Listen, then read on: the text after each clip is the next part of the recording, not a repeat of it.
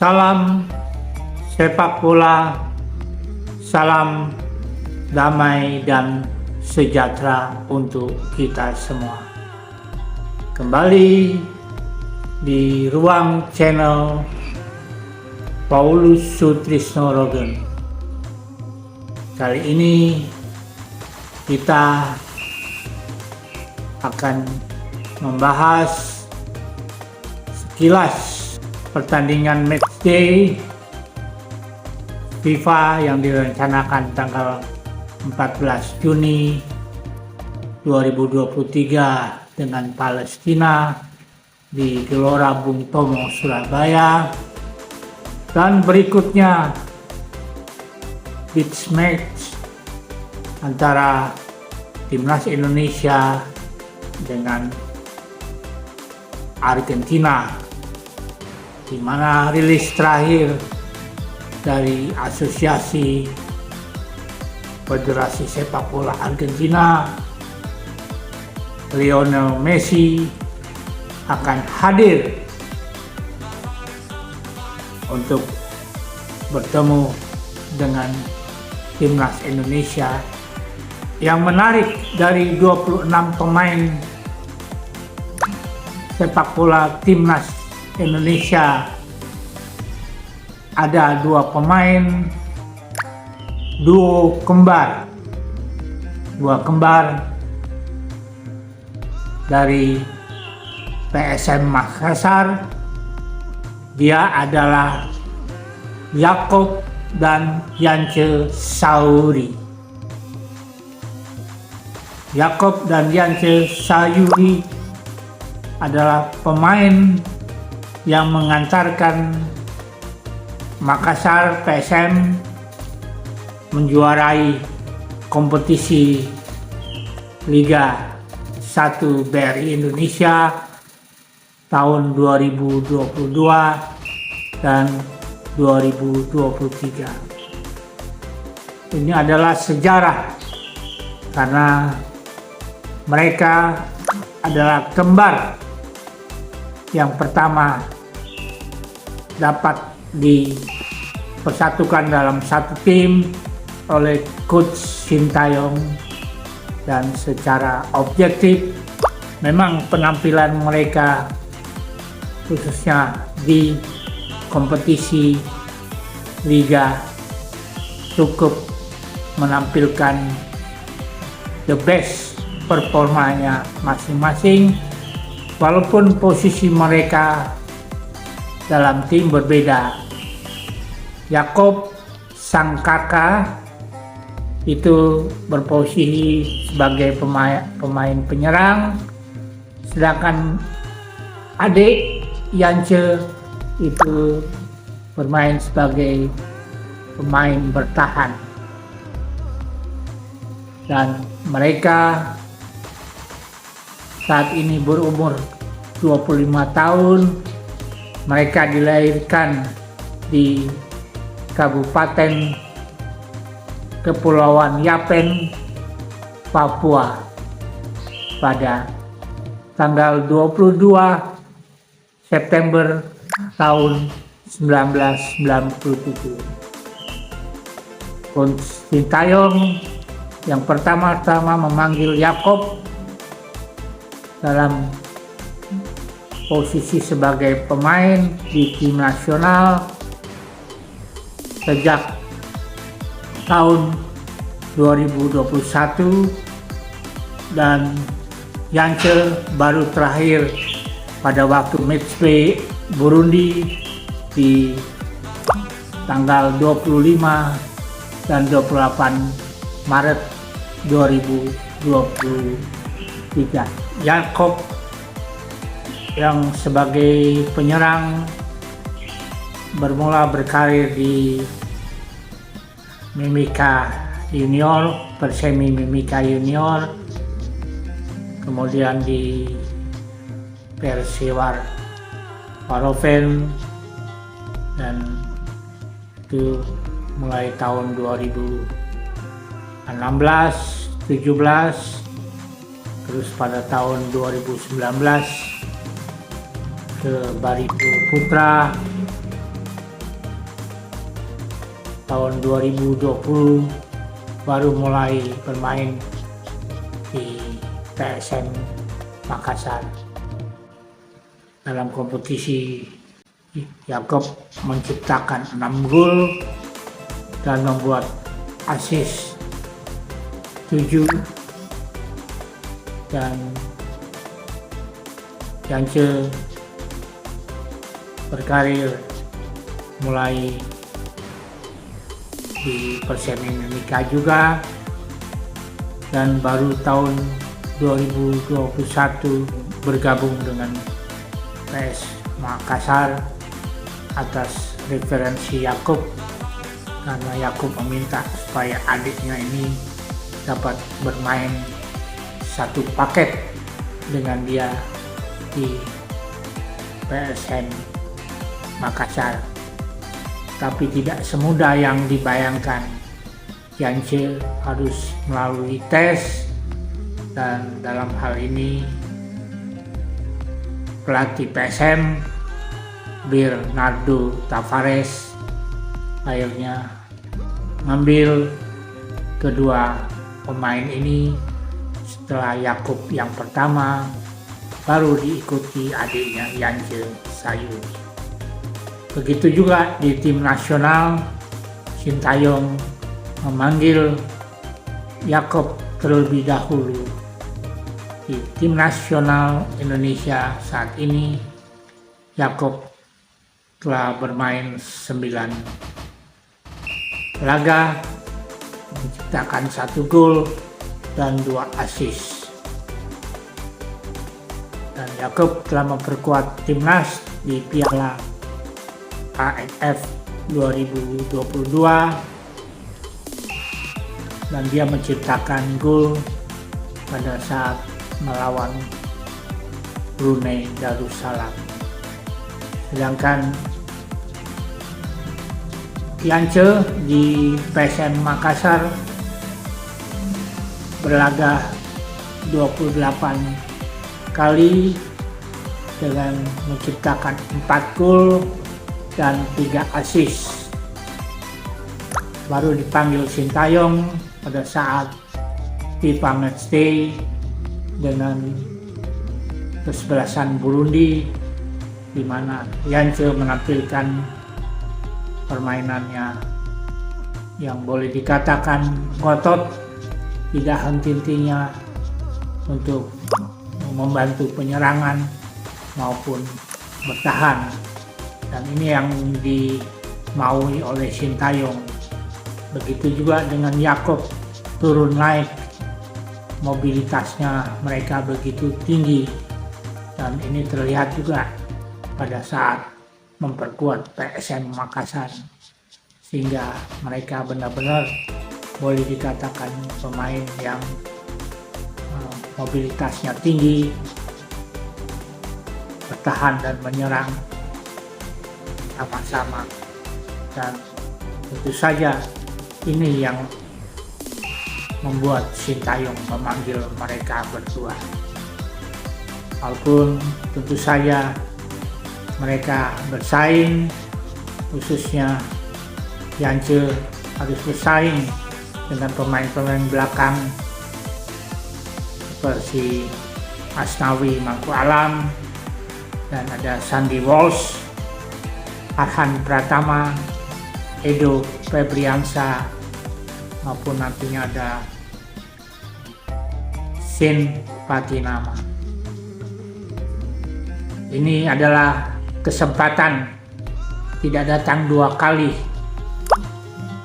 Jika saya nantinya diturunkan oleh Coach Sintayong dalam pertandingan dengan Argentina, kesempatan yang langka, kata Yance Sayuri. Dan ini merupakan sejarah dalam dunia sepak bola Indonesia. Memang sebelumnya ada 2 kembar, yaitu Bagas Kava, pemain belakang yang kemarin juga memperkuat timnas Indonesia meraih medali emas di SEA Games 2023 Kamboja dengan bibir berdarah. Bagas Kava akhirnya tetap bermain walaupun dengan plester. Ini perjuangan anak muda. Sisi lain saudaranya yaitu Douglas Coupé pada saat itu masih bermain di klub di Yunani, dan untuk kompetisi yang akan datang 2023-24 mereka dipersatukan bermain di Barito Putra karena Bagas Coupé kembali bermain di tanah air. Dan ini kita harapkan pertandingan yang tentu saja secara ranking kita kalah, tetapi yang diharapkan adalah jam terbang atau pengalaman pemain-pemain Indonesia khususnya untuk persiapan di kejuaraan Piala Asia Senior yang akan berlangsung di bulan Januari 2024 di Qatar. Dan ini juga merupakan, boleh dikatakan, seleksi. Karena beruntung pemain-pemain tersebut dipanggil, dan tentu saja ada juga pemain langganan timnas yang tidak dipanggil seperti Egy Maulana Fikri yang memang selalu dihantui cedera, dan pemain dari Persija juga Riko Simanjuntak yang terakhir dipanggil Sintayong dan kali ini kembali tidak dipanggil. Kali ini untuk FIFA Matchday dengan Palestina maupun Argentina nantinya akan dilakukan training center di Jakarta tanggal 5 Juni tahun 2023, di mana Coach Sintayong memanggil 26 pemain yang terdiri dari goalkeeper, ada muka baru, debutan baru dari kiper PSM Makassar yaitu Reza Arya Pratama, yang boleh dikatakan Reza adalah goalkeeper yang mengantarkan PSM Makassar menjadi juara Liga 1 di kompetisi, dan memang pantas Reza dipanggil. Dan tentu saja ini menyingkirkan kiper yang berulang kali dipanggil, kiper senior Nadio Argawinata kali ini tidak dipanggil oleh Sintayong. Yang kedua adalah Sarul Trisna Padilla, dan ini juga sudah merupakan langganan kiper di tim nasional Indonesia. Dan yang ketiga, Hernando Ari adalah kiper yang mengantarkan Indonesia merebut medali emas SEA Games baru-baru ini di Kamboja. Sedangkan pemain belakang, Sintayong memanggil Edo Febriansa, pemain yang tahun lalu memperkuat Trans Nusantara, dan info yang terakhir saat ini di kompetisi yang akan datang akan bermain di Persib Bandung. Kemudian ada si lemparan maut throw in Pratama Arhan, ada Asnawi Mangku Alam, dan pemain naturalisasi yang akan dicoba untuk kali ini Sandy Walsh. Kemudian ada Rizky Ridho, kapten timnas SEA Games yang merebut emas di Kamboja. Terus ada Elkan Bagot, dan penampilan Elkan Bagot ini boleh dikatakan cukup prima saat ini, dan sudah ada di Bali untuk refreshing. Kemudian ada Jordi Amat, dan ini adalah pemain termahal Indonesia saat ini yang bermain di Malaysia. Dan tentu saja Jordi Amat ini berpengalaman karena sebelumnya dia pernah bertemu dengan Lionel Messi di Liga Spanyol dan telah melakukan, boleh dikatakan, sliding pada waktu itu. Kemudian ada Farudin Arianto, kapten yang boleh dikatakan pemain paling senior, dan tentu saja diharapkan Farudin Arianto ini bisa kembali mengkoordinir pemain-pemain timnas Indonesia, khususnya di bagian belakang. Dan yang menarik ada Andi Setio Nugroho. Ini adalah debutan juga boleh dikatakan, karena Andi oleh Sintayong, dan Andi berasal dari Persikabo 1973 dengan posisi back, dan dia juga seorang tentara TNI AD yang berpangkat Sersan 1, dan secara fisik tidak diragukan untuk Andi Setio ini. Dan berikutnya ada Shin Patinama, pemain naturalisasi dari Belanda, yang nanti akan kita lihat penampilannya. Dan tentu saja ada Yance Sayuri yang debutan yang kedua yang dipanggil oleh Sintayong, digabungkan dalam satu tim dengan kakaknya Yakob Sayuri. Sedangkan pemain tengah midfielder tentu saja ada Mark Klok yang juga boleh dikatakan penampilan sebagai kapten yang bersama-sama dengan Farudin Arianto. Mark Klok akan mengkoordinir pemain-pemain Indonesia di lini tengah, dan dia adalah boleh dikatakan jantung ritme permainan Indonesia, dan selalu diandalkan oleh Sintayong. Setelah itu ada Rahmat Irianto, Ricky Kambuaya, dan trio ini adalah trio Persib yang selalu dipanggil oleh Sintayong untuk memperkuat timnas Indonesia.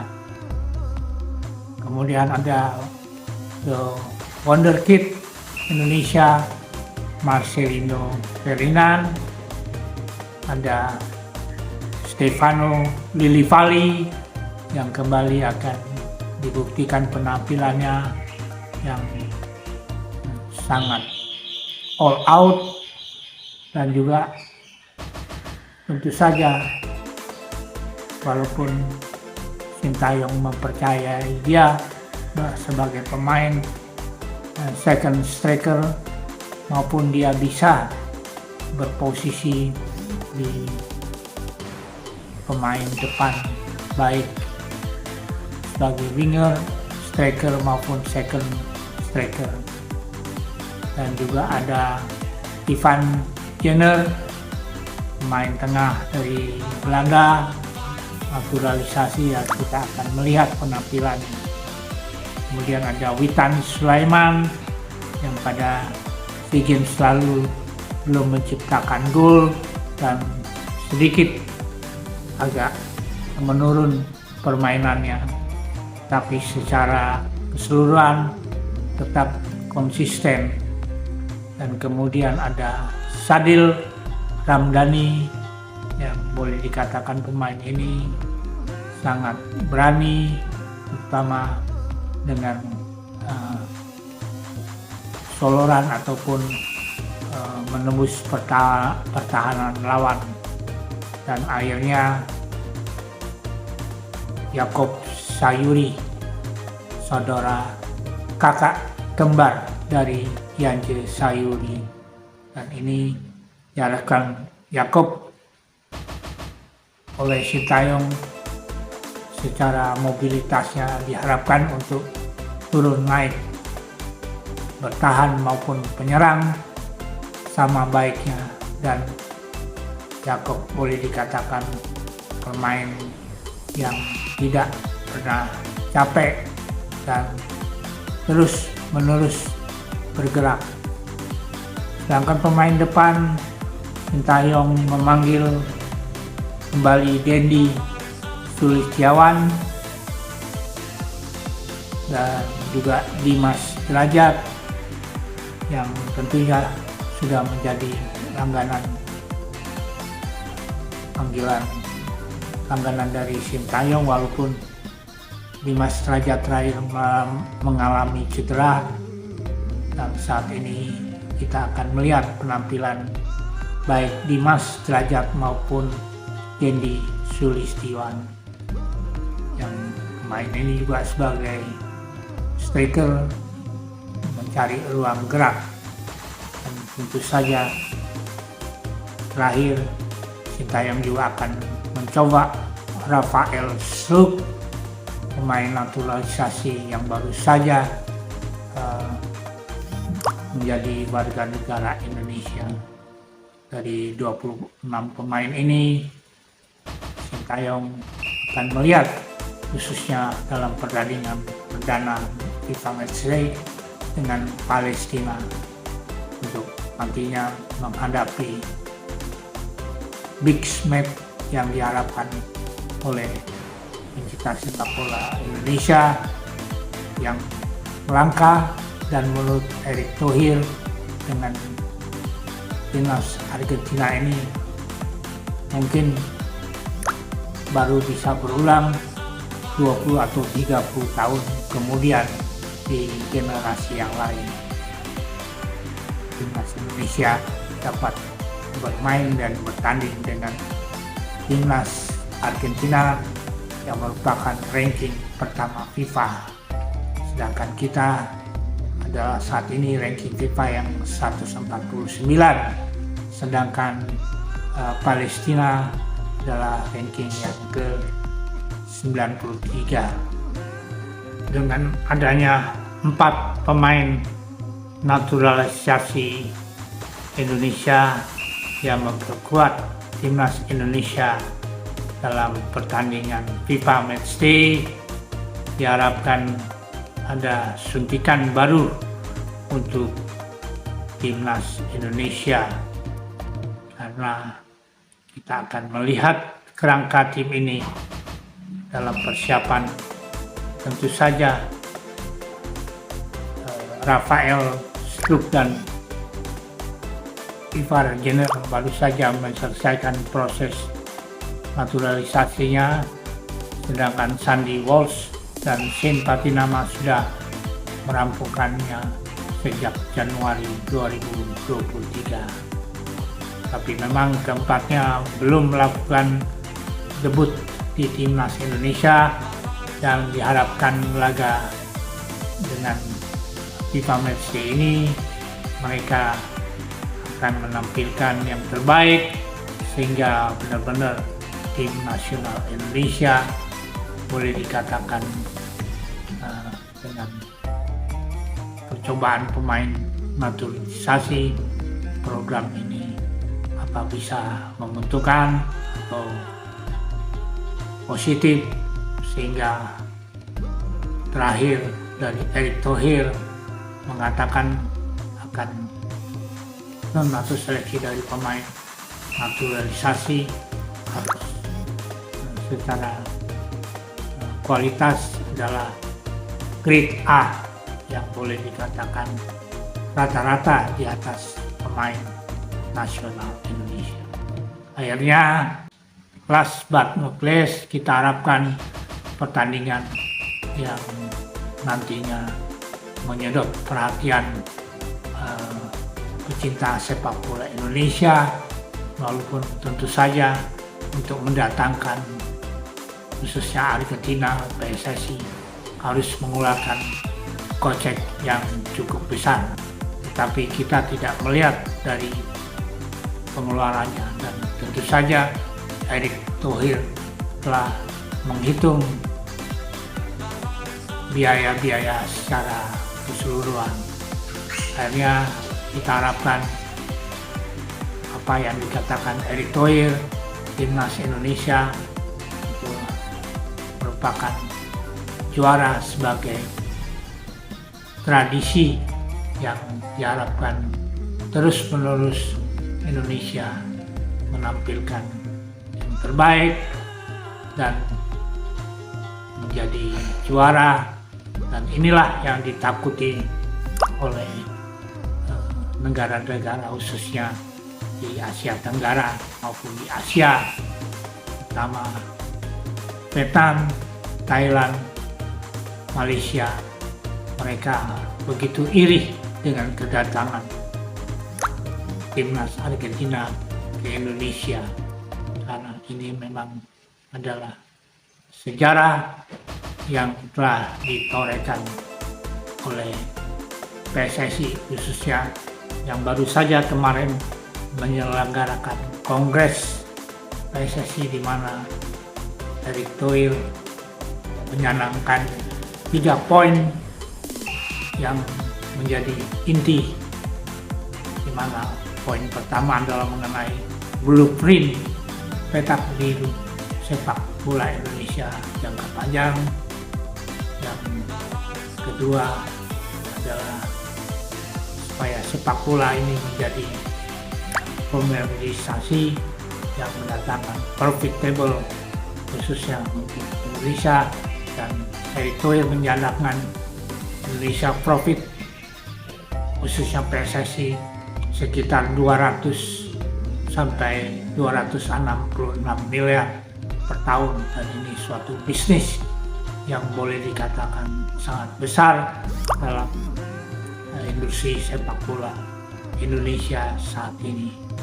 Dan tentu saja poin yang ketiga adalah untuk tim nasional yang harus berprestasi, karena banyak agenda atau program baik secara regional maupun internasional. PSSI setiap tahun harus menampilkan timnas Indonesia, dan tentu saja timnas Indonesia adalah hasil dari rekrutan dari kompetisi yang secara reguler dijalankan. Tanpa kompetisi yang berkualitas, tentu saja hasil dari kualitas tim nasional Indonesia tentu saja akan mengalami kendala. Dan Erick Thohir tahu tugas dan tanggung jawabnya, sehingga dalam kompetisi dia melakukan kerjasama khususnya untuk mendatangkan wasit dari Jepang, dan tentu saja ini kerjasama yang baik juga untuk meningkatkan dampaknya kepada wasit-wasit Indonesia, dan juga nantinya memakai video esensi referensi yang memungkinkan wasit sebagai manusia yang tidak luput dari error, tetapi akan dibantu dengan sistem VAR yang tentu saja harganya cukup mahal, bisa mencapai 100 miliar. Ya, semua tergantung dari tentu saja financing biaya, karena Erick Thohir mengatakan Jepang setiap tahunnya mengeluarkan 200 juta US dollar untuk mempersiapkan timnas. Itu kita harapkan Erick Thohir dan jajarannya melakukan hal yang terbaik, dan tentu saja ini menjadi harapan semua pencinta sepak bola khususnya di Indonesia. Itu mari kita dukung dan doakan semua yang menjadi impian, dream come true, menjadi kenyataan. Akhirnya, terima kasih. God bless. Tuhan memberkati kita semua. Amin.